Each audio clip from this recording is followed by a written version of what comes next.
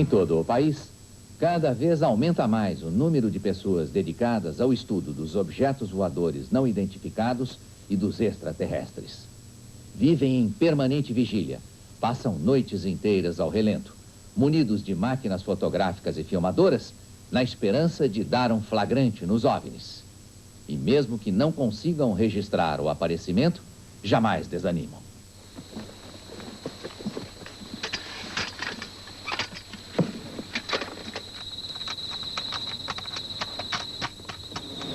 Vida de ufólogo não é fácil. Marco Antônio Petit é presidente do grupo Elo de Estudos e Pesquisas Exológicas. Para tentar um contato imediato com seres extraterrestres, ele escolheu a Serra da Beleza, em Santa Isabel do Rio Preto, no Rio de Janeiro.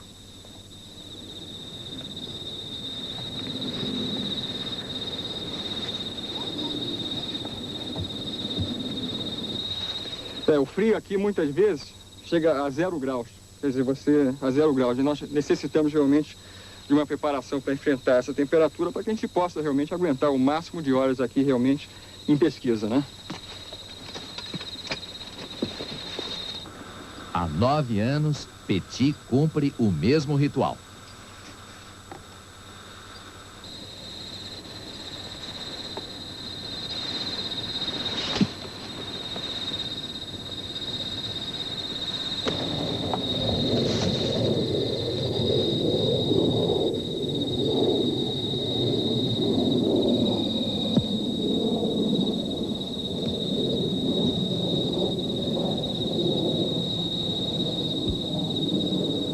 E a vigília, que começa às 8 horas da noite, se estende até às 6 da manhã.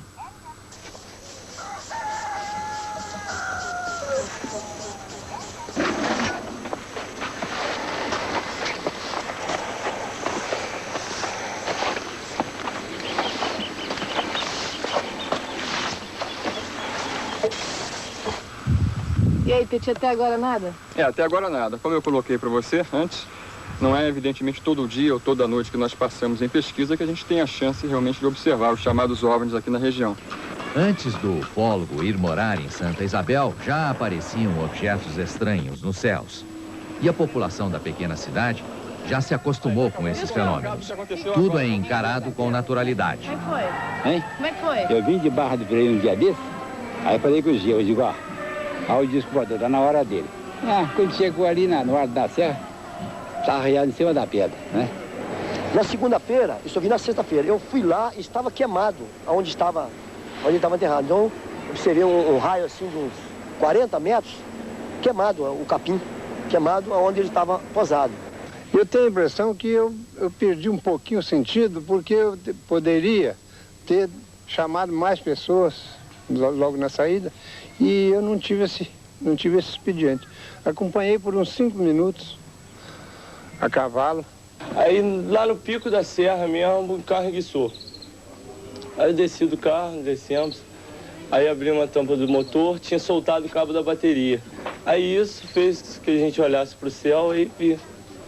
E saiu, subiu ali, ó, essa posição aqui.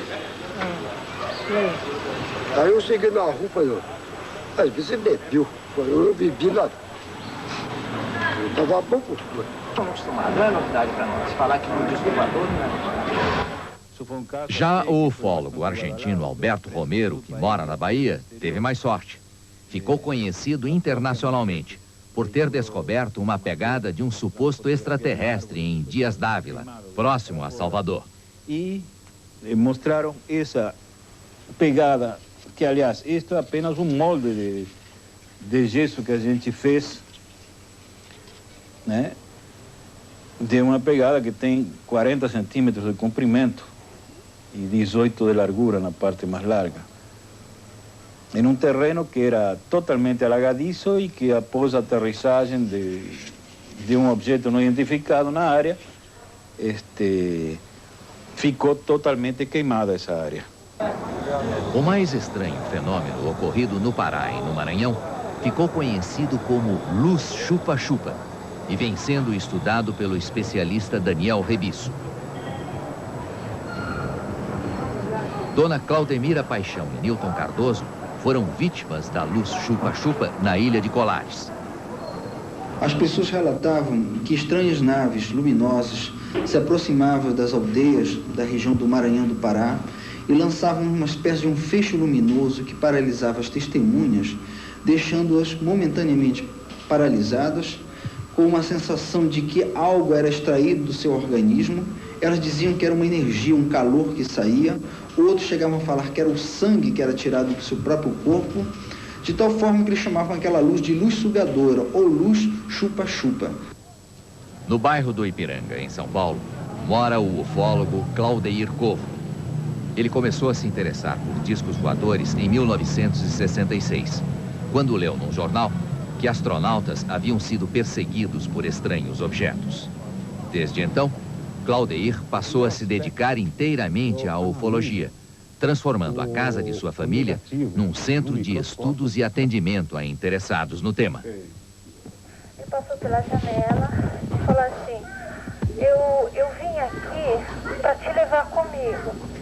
Você vai comigo até o seu mundo de origem. Correto. Tá?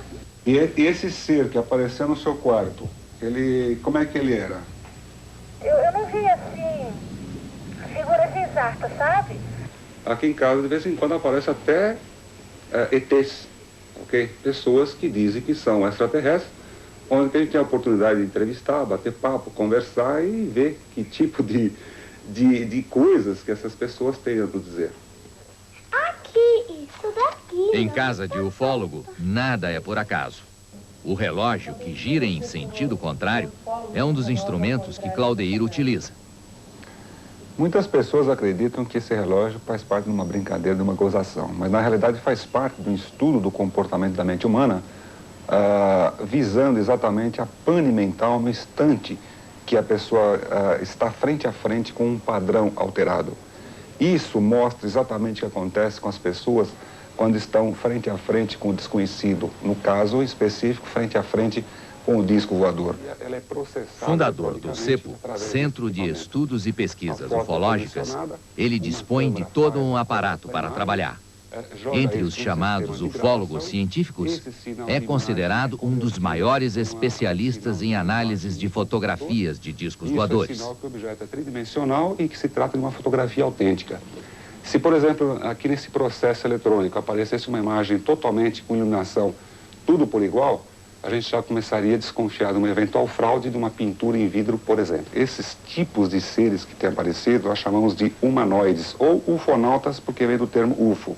Ufonautas porque pilotam os discos voadores, pilotam os UFOs. Mas nós chamamos também de humanoides. Por que humanoides? Porque se assemelham aos seres humanos. Ou seja, eles têm a cabeça, tronco e os membros como nós. Às vezes alguns têm 4 dedos, alguns têm 3 dedos, outros com 5. Mas o jeitão, com 2 olhos, a boca, nariz, orelhas, muito parecidos, assim, a princípio, com os seres humanos. Daqui a pouco, você vai conhecer uma mulher que viu e filmou um disco voador. É indescritível, foi uma sensação tão maravilhosa que eu tenho certeza que na vida não esqueço mais. Você vai saber também como o interesse por discos voadores e ETs pode se transformar em fanatismo. Dores não identificados pode rapidamente se transformar em fanatismo. Nas últimas décadas, foram criadas diversas religiões que se fundamentam no esoterismo e no misticismo espacial. Você acredita em disco voador? Eu não. Não. Claro que acredito. Afinal de contas, eu decidi um. Não acredito que exista, não. Isso é ilusão de mente. Só diz que é cheio de luzinha e tal, várias cores. Eu saio correndo. Nós vimos uma luz e começamos a jogar um flash pra ele. De repente ele veio e desceu com tudo. A doutrina Rosa Cruz não acredita em discos voadores.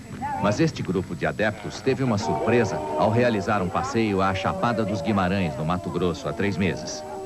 Dona Leni Ferreira levou uma filmadora para registrar o passeio. Mas a grande sensação foi o fenômeno luminoso que apareceu no céu. E Dona Leni conseguiu filmar, apesar do nervosismo. Aqui, olha, isso, agora são 6 horas, nós estávamos concentrados na Chapada. E de repente apareceu essa estrela, que não para. Não é, na verdade, uma estrela. porque ela vai para frente e vai para trás. Eu estou filmando o céu todo e não tem nenhuma estrela no céu. E em cima de nós formou-se um triângulo. Meu Deus, como é lindo isto! Ao redor está cheio de lilás. Está na direção. É muito lindo. Essa aqui. Não, tem duas. Eu não posso. Apareceram mais duas e formaram um triângulo em cima da gente. É a coisa mais linda deste mundo. Realmente me sensibiliza até hoje, você quer saber? Foi muito emocionante. Porque eu peço para minha família, para os meus filhos, para os meus amigos, e eu peço que ele se movimente realmente, se houve um contato ou alguma coisa, se chegou até lá. E realmente ele estava quietinho no céu, já no fim do filme, ele faz um movimento para a direita, um movimento para a esquerda, e ele sobe do foco da câmera, da filmadora.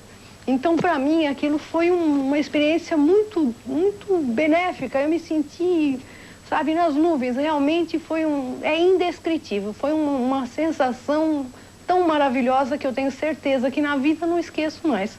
O grupo que estava lá... Dona Leni decidiu levar o caso à apreciação do ufólogo Claudeir Covo, que se propôs a ter um encontro com o grupo de excursionistas.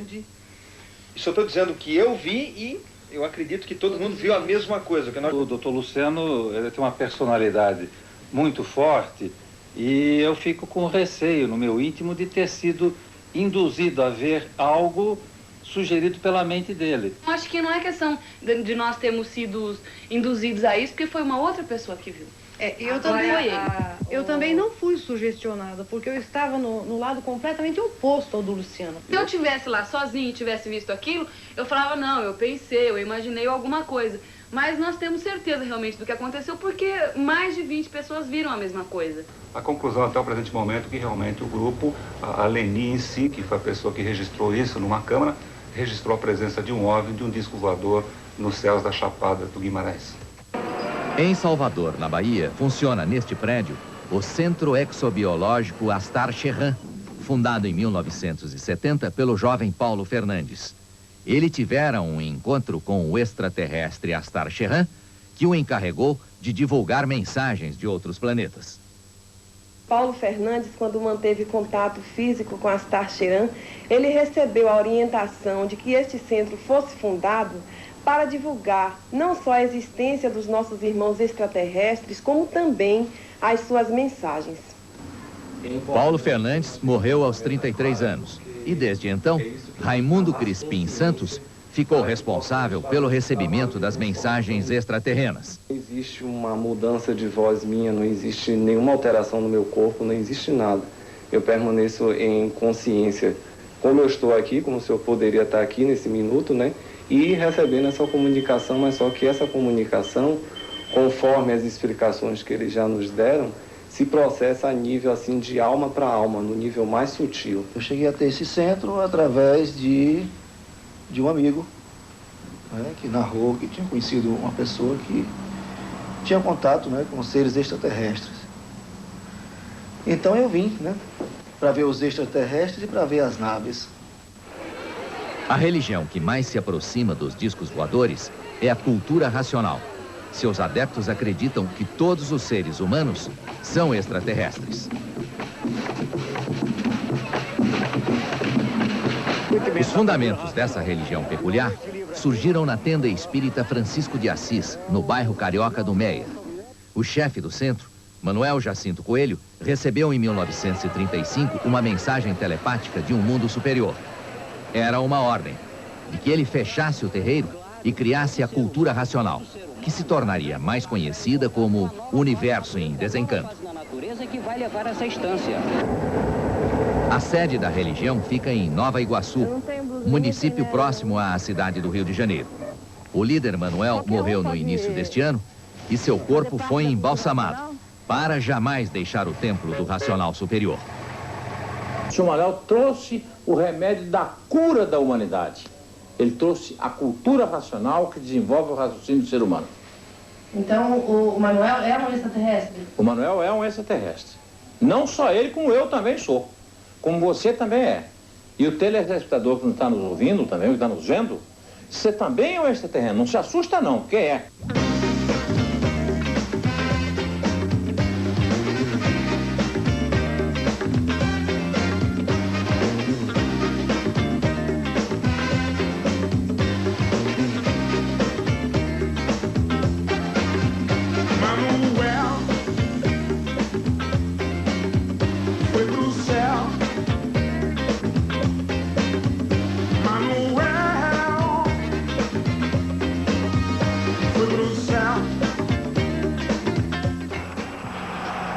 Daqui a pouco, você vai conhecer as cidades preferidas pelos OVNIs no Brasil. Ai, gente, que coisa linda! Puta merda! Você vai assistir também às evoluções do objeto voador não identificado que há alguns dias parou o trânsito numa estrada do Rio de Janeiro. Há 2 meses, Brasília parou para assistir às evoluções de um objeto voador não identificado. Em Guareí, a 180 quilômetros de São Paulo, a população tem feito vigílias para acompanhar os OVNIs que aparecem por lá. Em Casimiro de Abreu, no Rio de Janeiro, um improvisado discoporto está à espera dos ETs. No Morro do Chapéu, na Bahia, já construíram uma réplica de disco voador. E os ETs parecem ter predileção por determinadas cidades brasileiras. Esta é uma das cidades que se tornaram famosas por causa dos discos voadores. Casimiro de Abreu, a 150 quilômetros do Rio de Janeiro, já foi até manchete na imprensa internacional em 1980. 11 anos depois, os OVNIs não param de aparecer. Há 3 semanas, formou-se um engarrafamento de 2 quilômetros na estrada para acompanhar a exibição desse estranho objeto voador filmado por um cinegrafista amador. O OVNI aparecia e sumia, mudava de cor e de formato a todo instante, num espetáculo que empolgou centenas de pessoas que saíram dos carros para apreciar. Ai, Fernando, é um disco, Fernando. Não é? É o quê? Não é, não. Não faz barulho, não. Faz barulho. Ah, a gente tivemos perto dele. Como é que não é um disco? Olha lá, acima dele, presta atenção. Ah, acima dele. Lá, quando apaga que dá pra ver o preto. Apaga, hein, cara? Presta atenção. Ó, ó. Ai, quase que eu trouxe a máquina fotográfica da minha irmã hoje, gente. Mas ia sair. Mas não dá não, tem que ter. Sai, pode tirar, sai. Olha lá, tá saindo. Tá certinho ali, filho. Parecia que até... Fernando, que felicidade, eu sempre quis na minha vida ver um disco. Essa última aparição que teve lá no céu de Casimiro de Abreu, eu tava passando lá. Agora ninguém sabe o que é aquilo, se é disco voador, se não é. Casimiro de Abreu ganhou fama internacional quando Edílcio Barbosa chegou à cidade se dizendo mensageiro de Júpiter e anunciando que no dia 8 de março de 1980, uma nave aterrissaria na fazenda Nossa Senhora da Conceição. Na data marcada, a maioria da população da cidade se dirigiu ao local, acompanhada de jornalistas, fotógrafos, cinegrafistas e ufólogos dos mais diversos países. Mas a decepção foi geral. O disco voador não apareceu, enquanto Edílcio Barbosa sumia de circulação sem deixar vestígio. Muitas outras cidades brasileiras se consideram propícias ao aparecimento de objetos voadores não identificados. A população do pequeno município de Morro do Chapéu, a 400 quilômetros de Salvador, vive com os pés no chão e as atenções voltadas para o céu. Via eu e outras pessoas, nós vimos muito. Muita gente viu, né? Já vi. Nós vimos da fazenda, ele nos acompanhou. Assim, uns 6 quilômetros acompanhou nós. Sei perfeitamente que não vou reagir. Só nas pernas, se for de a pé, correr. Se for do carro, botar o pé no acelerador. Eu não resisto. Apesar que tem gente aí que diz que tem o maior desejo de encontrar. Mas é porque ainda não viu nada. Se vê o que eu vi, corre. Todo o mistério que ronda a cidade começou em 1983, quando chegou lá o ex-bancário Alonso Regis, que deixou o emprego em Recife para morar em Morro do Chapéu e se dedicar exclusivamente aos extraterrestres. Casa do seu Alonso? É do disco voador? É. Olha, o senhor pode subir um pouquinho aí. Depois daquela vegetação, o senhor vê logo o disco voador, é aí que Alonso mora. O sítio onde Regis mora com a família, a 3 quilômetros da cidade, é envolto numa atmosfera mística.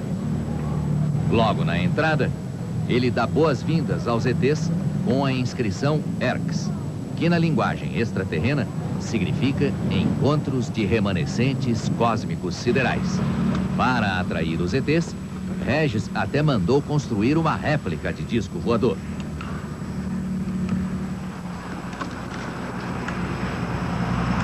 À noite, Alonso Regis acende as luzes do disco para atrair os OVNIs.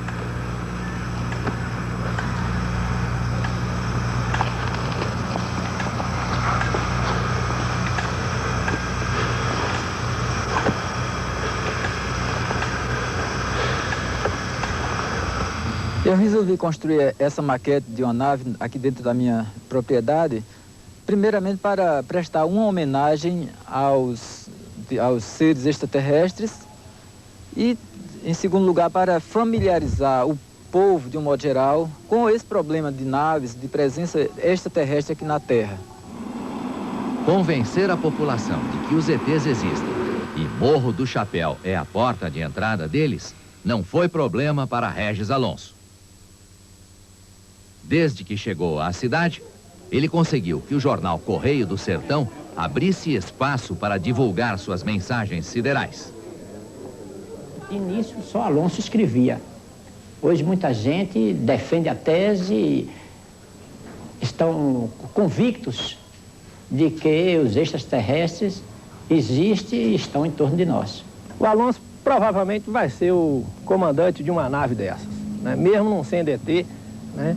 Mas ele vai ser o comandante de uma nave e eu vou ser o piloto do disco. Alô, alô, marciano, aqui quem fala é da terra. Pra variar, estamos em guerra, você não me imagina. Daqui a pouco, você vai conhecer o comércio que se criou em torno dos discos voadores.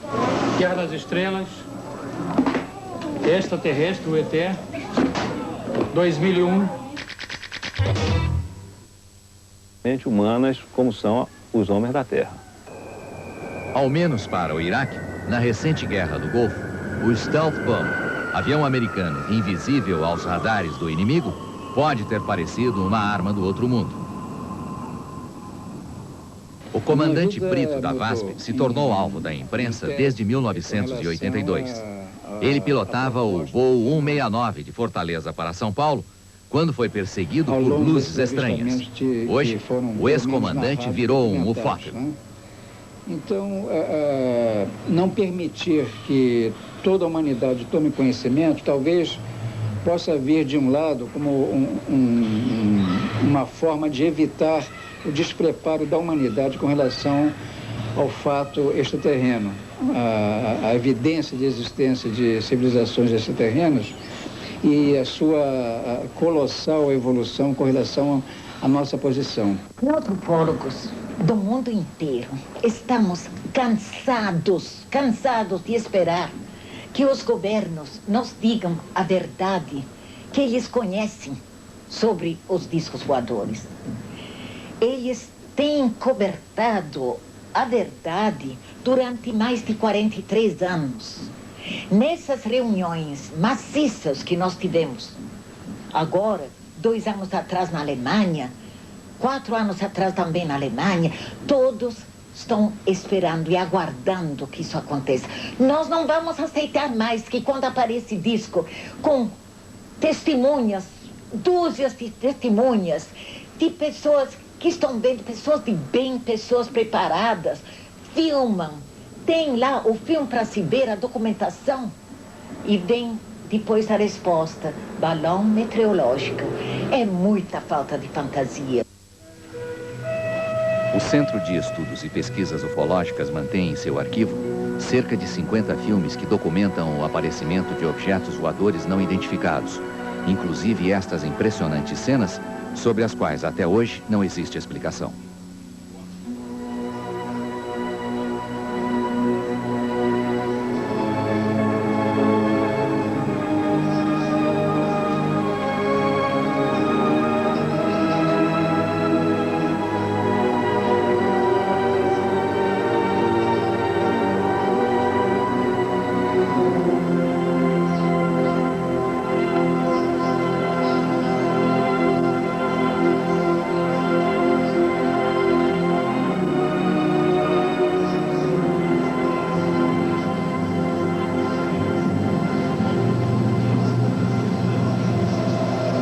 Os segundos beneficiados sobre a existência de discos voadores são as associações de amigos dos OVNIs, certas instituições que exploram os OVNIs através de revistas, de congressos, de palestras, todas pagas, que evidentemente apregoam que existe uma vida além da nossa em outros planetas. Se, para os ufólogos, os discos voadores e os ETs são objetos não identificados, muitos outros identificam em discos voadores e ETs o melhor e mais sólido caminho para contatos financeiros imediatos. Guerra das Estrelas, Extraterrestre, o ET, 2001, Planeta, Terror, o outro, mais um, serve mais? Tem uma porção, mude. Livros, revistas e outras publicações. Cada vez cresce mais o comércio em torno da ufologia. Esse aqui, esse outro.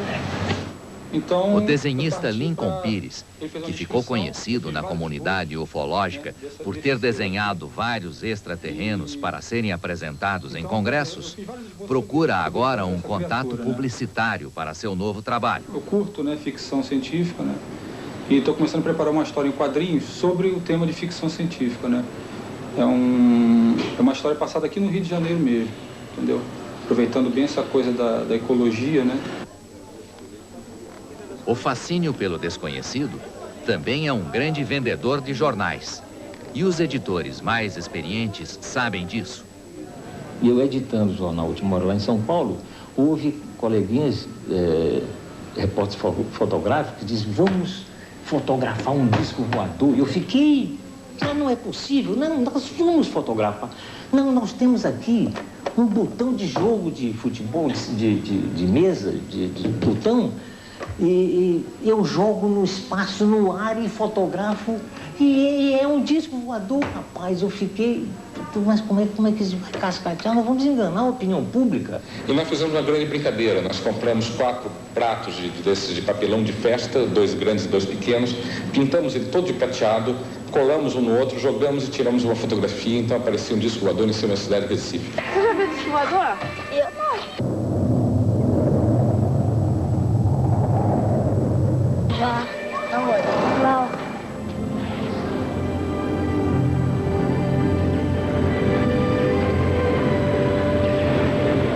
Disco voador é pilotado pelo ET.